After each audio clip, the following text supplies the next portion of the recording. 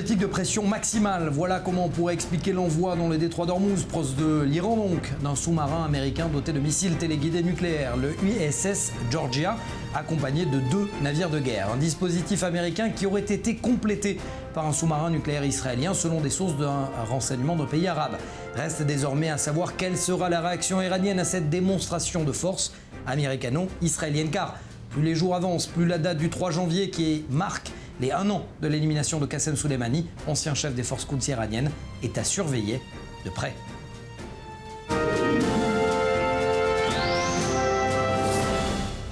Et on commence justement par ces déclarations très fermes du chef d'état-major israélien, comme s'il fallait pour Aviv Kochavi tuer dans l'œuf des menaces immédiates en provenance de l'Iran. Écoutez-le.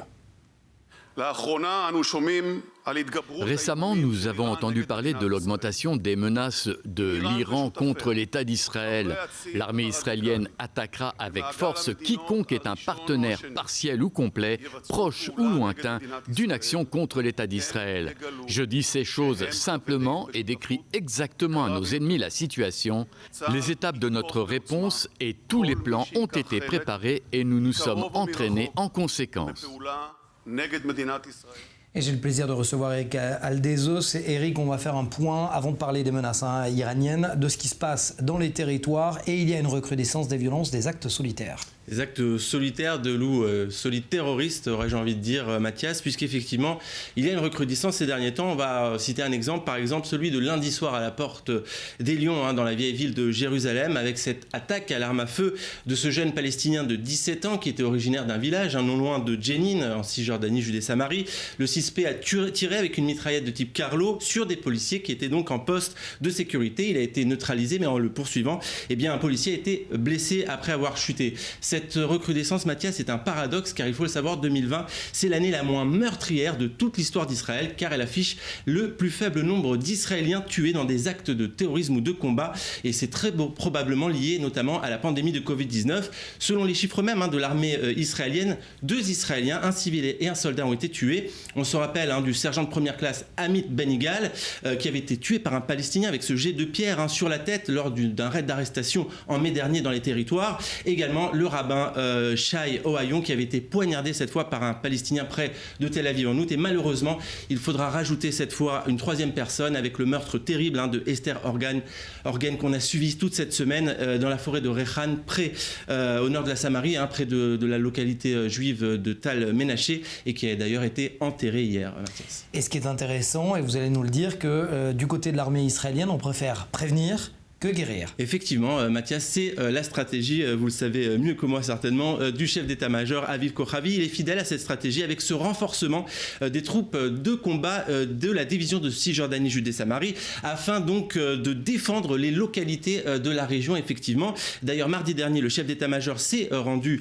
dans la région et a visité 2 brigades, la brigade Samarie et Ménaché. Il a même tenu d'ailleurs une réunion avec le chef du conseil régional de Samarie, Yossi Dagan, qui est très remonté depuis l'assassinat d'Esther Organ. Et puis un autre élément finalement qui témoigne que l'armée est sur le qui-vive, c'est tout simplement ce couvre-feu pour les soldats jusqu'à vendredi, jusqu'à nouvel ordre en tout cas, pour le moment c'est vendredi, et soumis à une évaluation en fonction de la situation. Autrement dit, Mathias, interdiction aux soldats de rentrer chez eux. Merci Eric Aldezos pour toutes ces précisions. En attendant, le ministre de la Défense Benny Gantz a de nouveau bloqué de l'argent iranien à destination du Hamas, Ava Merji, et juste après, une avocate spécialiste justement de cette guerre financière antiterroriste.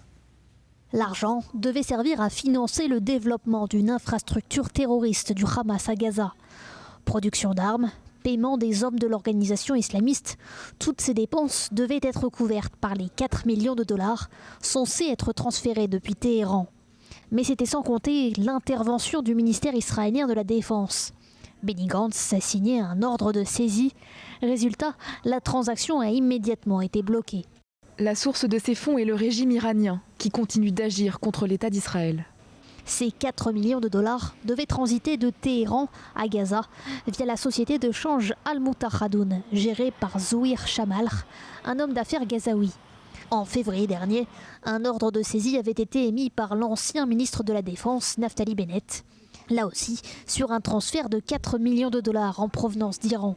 C'est le même bureau de change qui tentait de faire passer cette autre enveloppe en prenant soin de changer de nom pour éviter d'éveiller les soupçons. En vertu de la loi contre le terrorisme de 2016, Israël a pu saisir ces fonds avant qu'ils n'arrivent dans les mains du Hamas. Les activités financières de Zouhir Chamalr, en charge de ces transferts, seront restreintes, ainsi que ses déplacements à l'étranger et ceux de sa famille. Nitzana Darshan-Leitner, avocate, directrice de l'organisation Shurat Hadin et écrivain, auteur de Harpoon en anglais, Harpon donc en français. On l'aura bien compris, Harpon, c'est une technique qui a été développée par Meir Dagan, ancien chef du Mossad, pour mener une guerre financière. Comment harponner donc du côté du Mossad les organisations terroristes? C'est bien cela. Oui, tout à fait vrai. Ce livre est paru en anglais il y a 3 ans et on vient de le traduire en hébreu. Cela veut dire quoi, harponner les organisations terroristes, c'est-à-dire mener une guerre financière, ça se matérialise comment? Alors, Harpoon, c'était une unité secrète que Meir Dagan avait créée en 2002 lorsqu'il a vu qu'il y avait des attentats dans tout Israël et qu'on ne savait pas comment y faire face. Il a compris que si vous vouliez démanteler les réseaux terroristes, il fallait suivre la trace de l'argent parce qu'il a vu que des centaines de millions de dollars arrivaient dans la bande de Gaza en Cisjordanie et tout cela permettait les attentats. Et il a demandé l'autorisation du Premier ministre Ariel Sharon pour créer cette unité où il y avait des représentants du Shin Bet, du Mossad, du ministère de la Défense et du ministère des Finances, et tous ont réfléchi comment est-ce qu'on pouvait paralyser le financement du terrorisme. Le but, c'était de suivre la trace de l'argent et d'identifier cet argent et de l'éliminer. Vous savez, en général, du côté des journalistes, on ne révèle jamais nos sources. Mais comment vous, en tant qu'avocate, vous avez réussi à collecter ces informations du Mossad? Shurat Hadin, mon organisation, a travaillé avec cette unité Harpoon. Lorsque Harpoon ont lancé des opérations héroïques à travers le monde pour saisir du financement du terrorisme dans des banques, dans des pays qui faisaient ces transferts, ils se sont adressés à nous. Nous étions un groupe d'avocats. Et nous avions compris que cet argent, c'est l'oxygène du terrorisme, que si vous voulez paralyser le terrorisme, eh bien, il faut faire suffoquer ce financement. Et nous, avocats, nous avons commencé à faire des procès contre des banques, contre des pays. Et Harpoon nous ont fourni des preuves pour l'utiliser dans notre lutte contre le terrorisme. C'est comme cela que Shurat Hadin a été créé. Et nous avons coopéré avec cette unité du Mossad. Et c'est pourquoi j'ai été au premier rang pour observer les opérations de cette unité Harpoon. Maître Darshan-Leitner, est-ce que finalement, c'est pas ça la vraie guerre contre le terrorisme? Parce que quand on coupe la tête du serpent, elle repousse toujours. Prenons l'exemple du Hamas, Cheikh Yassine a été éliminé, Salah Shradeh a été éliminé, Ahmed Rantisi a été éliminé. Il y a toujours un chef. Est-ce que la vraie guerre, ce n'est pas la guerre financière? Oui, vous avez tout à fait raison.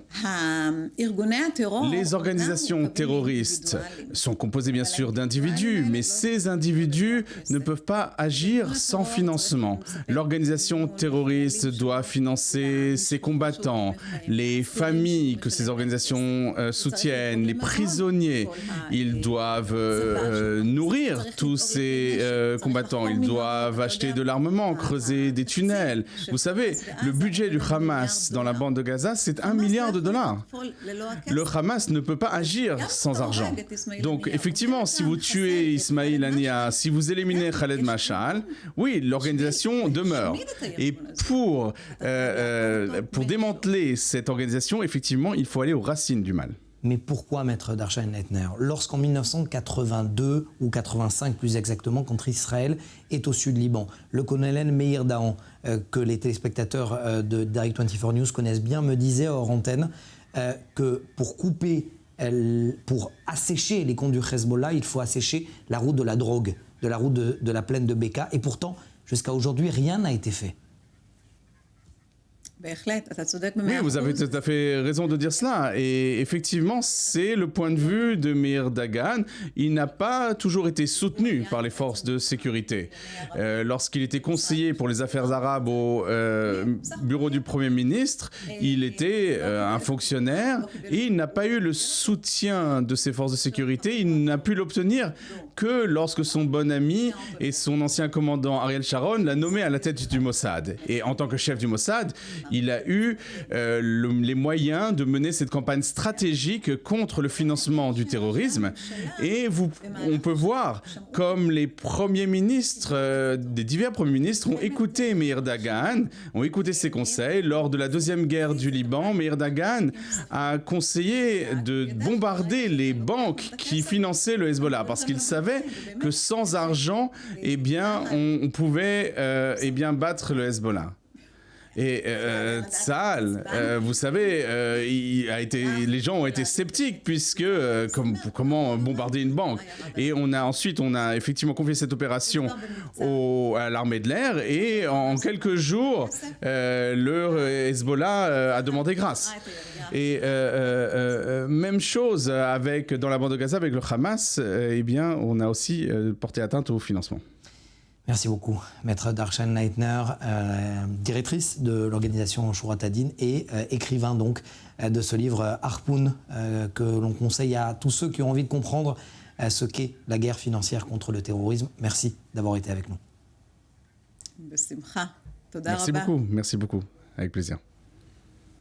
Interprétation réalisée par Michael Val. Le Pakistan est cité parmi les possibles candidats à la normalisation avec Israël dans le cadre élargi des accords d'Abraham. Alors comment un tel pays nucléaire qui a vendu ses techniques à l'Iran, la Libye et la Corée du Nord pourrait normaliser ses relations avec Israël? Faisons le point historique avec Eric Aldezos et on en parle juste après avec notre invité. Depuis 1998, le Pakistan dispose de l'arme nucléaire. Un programme étroitement surveillé par l'AIEA, d'autant plus que le seul pays musulman à disposer de cet arsenal n'est pas signataire du traité de non-prolifération. Il faut dire qu'au Pakistan, l'instabilité politique, le terrorisme des talibans, le poison des violences communautaires et la rivalité avec le géant indien, notamment sur la région du Cachemire, sont autant de facteurs qui inquiètent. Les autorités pakistanaises elles-mêmes ont longtemps entretenu un rôle ambigu avec le terrorisme, un des multiples fléaux du pays. Plus de 35 000 morts dans des attentats depuis 2001. C'est sur son sol, à Karachi, qu'a lieu le meurtre sauvage du journaliste juif américain Daniel Pearl par Al-Qaïda en février 2002. En avril dernier, le Pakistan persiste et signe en annulant la peine de mort du cerveau de l'opération, Omar Sheikh, pour la commuer en 7 ans de prison. C'est encore sur son sol, dans la ville d'Abbottabad, que trouve refuge Oussama Ben Laden, dans un complexe fortifié qui servait auparavant de refuge à l'ISI, les services de renseignement pakistanais. Fin novembre, des clichés de Google Earth révèlent même une extension non déclarée d'une usine de traitement nucléaire pakistanaise. Autrement dit, le pays pourrait avoir intensifié son programme nucléaire militaire. L'OTAN réaffirme son opposition au traité sur l'interdiction des armes nucléaires, attendu depuis 70 ans, voté en 2017 et censé entrer en vigueur en janvier 2021. Nour Dari, vous êtes fondateur et analyste de l'Islamic Theology Counterterrorism Think Tank, un think tank donc sur le contre-terrorisme. Premièrement, comment pouvez-vous expliquer que le Premier ministre Khan et le ministre des Affaires étrangères Qureshi ont immédiatement démenti votre information sur la présence d'une délégation pakistanaise en Israël ?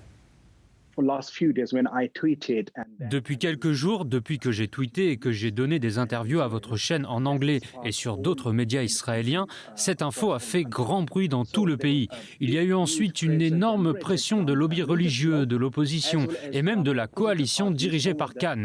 Résultat, le Premier ministre et le ministre des Affaires étrangères sont mis sous pression pour démentir ou rejeter ce type de rencontre. Je dirais qu'ils n'ont pas d'autre choix s'ils ne veulent pas sacrifier leur carrière politique que de ne pas admettre que ces rencontres ont eu lieu. Mais confirmez-vous qu'un délégué pakistanais a bien été envoyé par le Premier ministre Khan en Israël et qu'il a rencontré des responsables de la sécurité, dont notamment le chef du Mossad? Yes, it's confirmed that he met Oui, je peux confirmer que ce délégué pakistanais a rencontré des Israéliens. Je n'ai fait que révéler la présence d'une personne, mais le Pakistan ou d'autres analystes ont dévoilé plus d'éléments sur la rencontre. C'était une délégation pakistanaise partie de Grande-Bretagne qui s'est déplacée en Israël. Ils n'ont pas fait que rencontrer des diplomates et des politiques,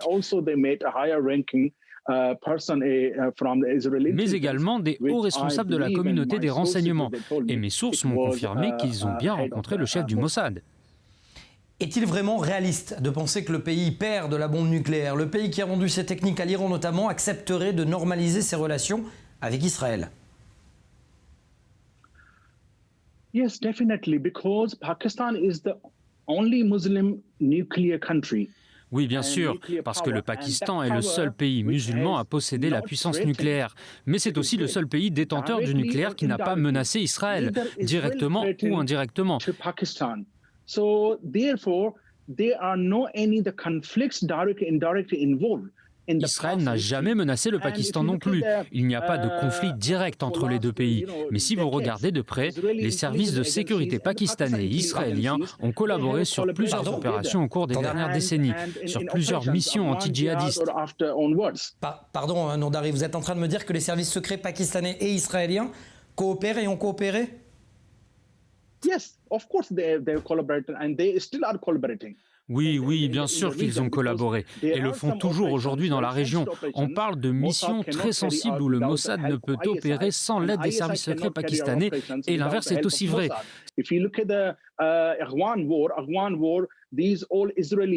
Si vous regardez du côté de la première guerre soviéto-afghane, des armes israéliennes transitaient par la Tchécoslovaquie et étaient acheminées vers l'armée pakistanaise. Des armes qui ont pu servir aux moudjahidines afghans contre les troupes soviétiques. Des agents formateurs de la CIA et du Mossad étaient très impliqués auprès des agents pakistanais et ont entraîné des moudjahidines. Ces faits ne peuvent pas être niés. So these histories are real and facts they cannot be denied. And I tell you in this news, I can tell you the one very like breaking news. Et je peux vous apporter un scoop ce soir. Mes sources me confirment que ces dernières années, le Pakistan a acheté des technologies de pointe israéliennes via la Grande-Bretagne pour protéger son arsenal nucléaire.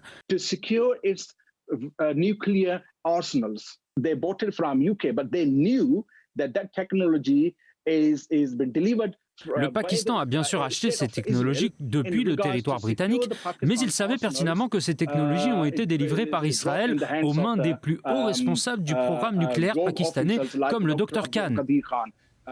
Mais est-ce que cela signifie qu'Israël dispose de grandes oreilles au Pakistan? Si vous regardez dans ce livre, l'unité de contre-espionnage israélienne 8200 a réussi à briser les codes des communications entre les responsables nucléaires pakistanais et iraniens.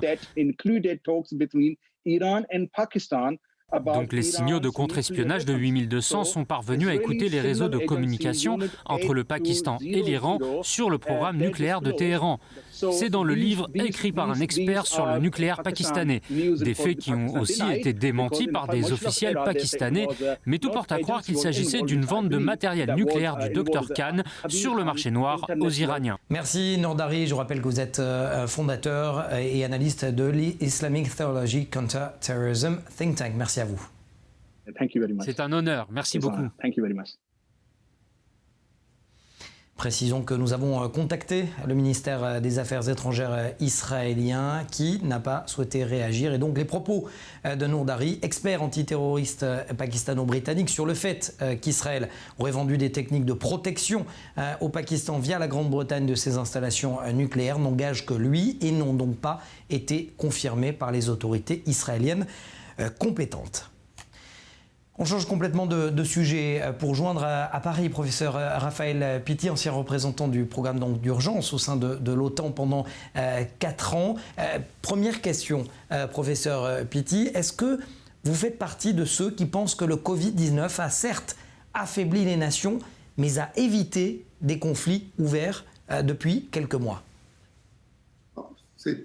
Bonjour, merci de m'avoir invité. C'est une évidence. très clair. Il y a eu un repli sur soi de chacune des nations. On le voit par rapport à la Syrie, dont je suis très engagé sur le plan humanitaire.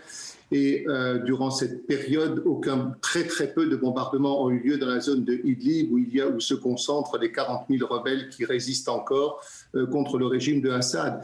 Et oui, bien évidemment, et c'est même un vrai problème parce que en fait, il y a eu un manque de solidarité internationale et beaucoup de pays pauvres, de pays émergents se sont retrouvés face au Covid sans aucune aide des grandes puissances internationales qui pouvaient leur apporter leur soutien sur le plan de la protection des populations.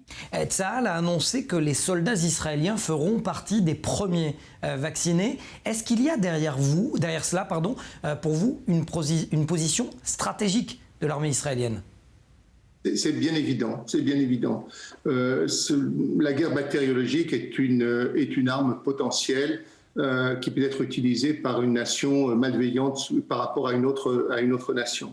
Alors, on en a fait la preuve avec le Covid. Le Covid a montré combien il impactait d'une manière très considérable les pays, même les plus développés. On voit les États-Unis comme on voit la France.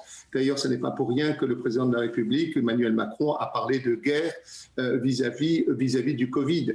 Et il a montré non seulement la fragilité, mais il a en même temps arrêté toute l'économie d'une manière très, très importante. On peut donc très bien imaginer que le Covid ou un autre virus puisse être utilisé par une nation malveillante contre une autre pour justement l'affaiblir de manière importante. Et je poursuis ma question d'ailleurs, parce que est-ce qu'il n'y aurait pas derrière cela un effet dissuasif face aux ennemis de la région empêtrée? On le sait, dans la gestion du Covid-19, je pense au Liban avec le Hezbollah et l'Iran. C'est certain, bien évidemment. Je pense qu'Israël a un problème de sécurité et donc il est bien évident pour elle, pour cet État, qu'il est très important de privilégier sa défense et sa sécurité, peut-être au dépens même de la population générale, parce qu'il faut que, d'une certaine manière, il soit toujours prêt à se défendre contre n'importe quel ennemi. Et donc Israël fait le choix de vacciner en priorité ses unités de défense. Et ça va être, j'imagine, le cas similaire avec la France, avec les grandes puissances occidentales ?